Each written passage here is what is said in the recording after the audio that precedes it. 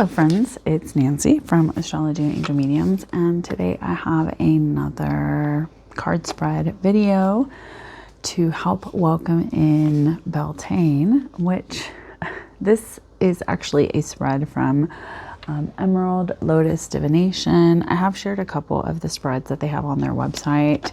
It's a great resource, especially if you're looking for unique and fun or interesting spreads that you don't see all of the time. So since we do have Beltane on May 1st, I wanted to kind of share this reading and kind of see what to expect. So as typical when I do these tarot spread videos, I'm using the Learning Tarot cards by Witchy Cauldron. And let's kind of see. I don't know about you guys. I kind of, I'm excited. My birthday is in May, so I'm excited for what is to come for my next solar return, and just trying to see what will happen in this season, because I have a lot of shifts and changes that have been happening, and I'm not going to say I'm anxious, but I will say that it'll be nice to maybe see what I can focus on with this energy. So all right, so the very first card is going to be a card to represent Beltane energy. So we have the Empress. I love it. We're starting off strong. All right, card number 2 is going to be, what can I learn from Beltane this year?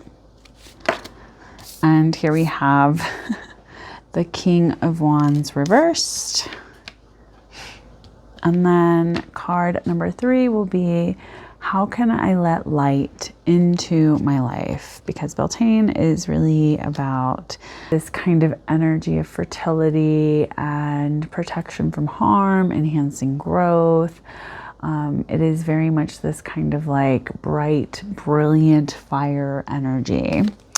So I think that's why we have card number 3, which, how can I let light into my life? And here we have the Death card, of course.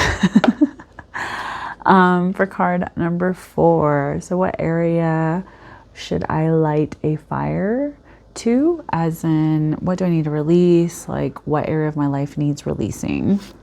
So here we have the Ace of Swords reversed. And then card number 5 will be, what area of my life is fertile for growth? Because again, it's like that fertility kind of energy, right? So here we have the King of Cups reversed. And hopefully, you know what, I may have to like move stuff over so you guys can see it a little bit. And then card number 6 is, how can I manifest abundance? So here we have the Queen of Wands. Now, this is where I will do a sample reading of how I would read these cards for myself. And let's kind of get into it. So card number 1 is, again, going to be the card to represent Beltane energy. So here we have the Empress. So this is all about pregnancy, fertility, motherhood, sensuality, nurturing, creativity, beauty, femininity, nature, harmony, art, healing, love, union, synthesis, continued growth, material comfort, status, social standing, and a beautiful home. And I love that these cards have like this little affirmation as well. And this one says, connecting to the earth reminds me that abundance is unlimited.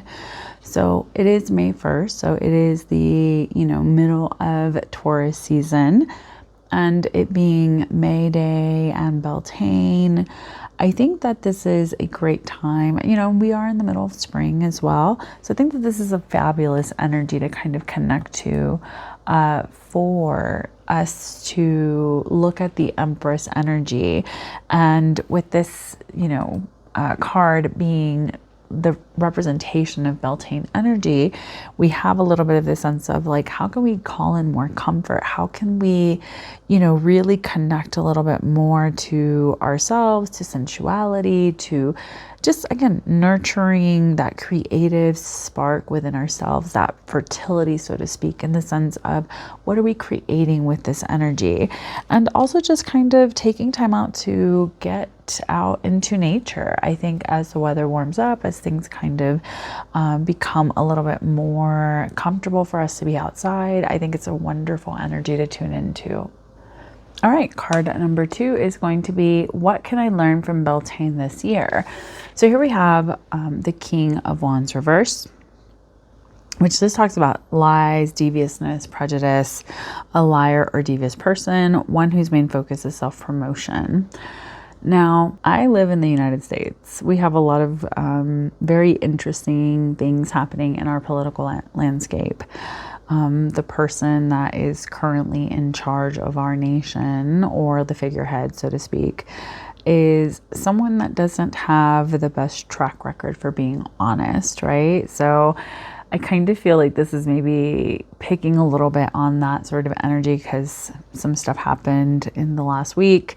And so there is a little bit of this sense of like, oh, here we go again, another story about whatever, to kind of continuously push your personal agenda of what you feel is the most significant thing at this point in time, when in actuality it's a big disconnect from what is actually happening in our day-to-day lives, and truly is something that, you know, I think a lot of us are just getting to the point where we feel very fed up with things. So I think what we need to learn here is to maybe be a little bit more decisive about what it is that we want, to be a little bit more independent, to, you know, look at the things that maybe are inspiring us instead of focusing on the things that haven't really been coming together, or the things that haven't really been working, if that makes sense. At least that's how I would read it for myself. All right, so card number 3 is, how can I let light into my life? And here we have the Death card, which is all about spiritual transformation, new beginnings, letting go, endings, change, transition, sudden or unexpected upheaval, release, cleansing, purging, revitalization, stripping away the worthless matter, liberation through purgation. Well, today we also have the full moon in Scorpio, and this one is being called a supermoon. So we are kind of given a little bit of this like death sort of energy, kind of overlapping the bright fire of Beltane. And again, this is the little affirmation here is, I'm willing to let go of a past version of myself. So how can I let life into my life? Is that maybe a lot of us have been in a transitionary kind of point in our lives, and we just haven't quite let go enough to really see and reap the benefits of what comes next. So I know for me personally, there's a lot of physical clutter, emotional clutter, mental clutter, spiritual clutter that I've been trying to kind of like release and kind of move on from. And I think that this is very apt for me, even if it doesn't seem like it's the most positive kind of card to receive here, where it's like, how can I let life into my life? And it's like death. To me, death is something that is a very beautiful process. And as long as you're living, more than likely, we will all die, right? Now, if we move on to card number 4 is, what area should I light a fire to, as in what needs to be released?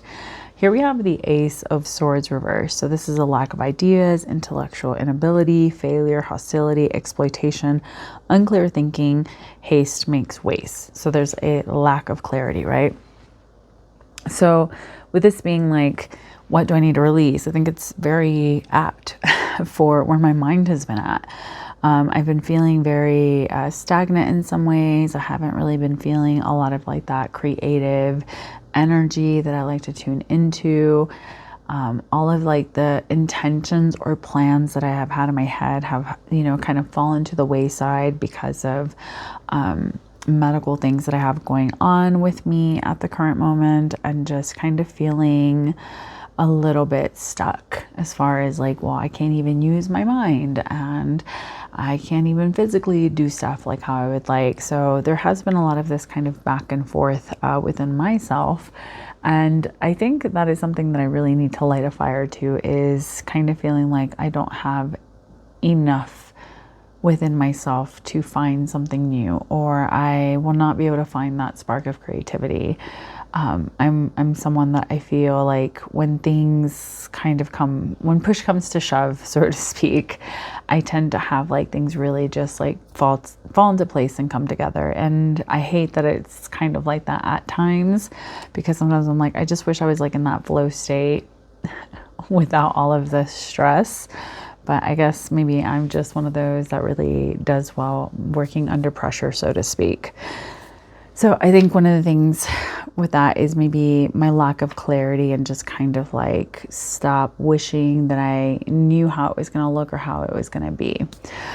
It's hard, right? It's hard, especially doing this kind of work where I'm like, well, I want to know what's going to happen with me, and having to just kind of be open and be like, well, I may not always get a chance to see that. All right. Card number 5, we have, what area of my life is fertile for growth? So here we have the King of Cups reversed, another court card. So this is a card of bad advice, scheming, fraud, an alcoholic or drug addict, one who only looks out for himself. So this one's a little interesting with it being reversed, right? Because this is talking about what area of my life is fertile for growth. Now, maybe this is saying that in the midst of me feeling like I don't have a lot of mental clarity, to not be so quick to fall for other people's advice. Maybe it's not for me to have other people tell me how to do things, what to do, falling for people's like schemes or, bad advice, or, people that are essentially kind of just looking out for themselves. So I think maybe there's a little bit of this like duality in the energy here, is that maybe I need to look at, people that actually are trustworthy, people that are good friends, people that are mature. And maybe that is something that I am trying to grow. Now, if anyone's like followed any part of like my videos or my journey or anything like that, I always look at the King of Cups in any tarot deck as the signifier for my father who has passed. I didn't know him in life, but just from what he was described as and how he was, I feel like this King of Cups energy is very much him. And so kind of seeing this reverse is that maybe I need to recultivate those ancestral practices. That's kind of how I would read this, right?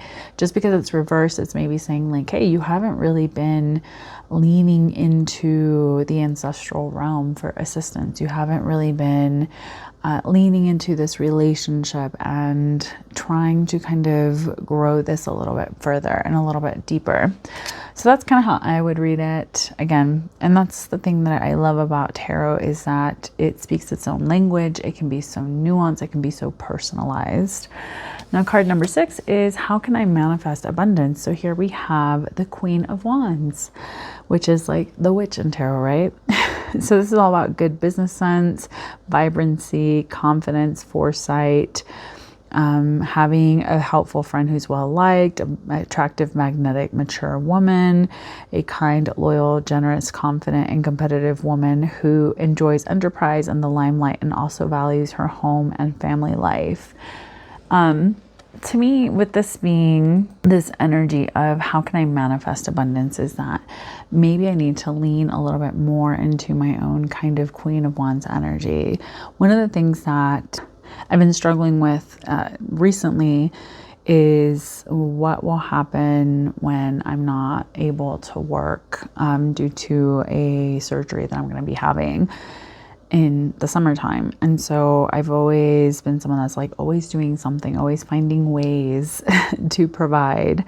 And so I've been a little bit hesitant to like look at like, well, what should I be doing? What can I do? And I think it's going to be, I need to kind of lean into my witchiness, my witchy self, and try to find opportunities that are, in this kind of energy, and being more confident in myself and being more confident in my skills and my knowledge and the things that I have at my disposal, that sometimes I just kind of put to the wayside. And I'm like, no, I have to try to have a regular muggle job instead of, focusing on more of like these kind of out there sorts of things I can possibly be doing. So I think that this Beltane Tarot Spread is great for kind of illuminating what I can kind of start setting up right now before things kind of get underway, and also giving me a little bit of clarity of like what I need to be aware of within myself, some pitfalls,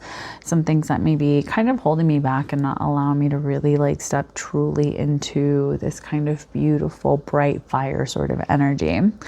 So let me know what you guys think of this spread. Is this one that you would use? Do you celebrate Beltane? If not, I hope you have a fabulous Scorpio full moon. Please take care, stay safe, and as always, make good choices. Bye.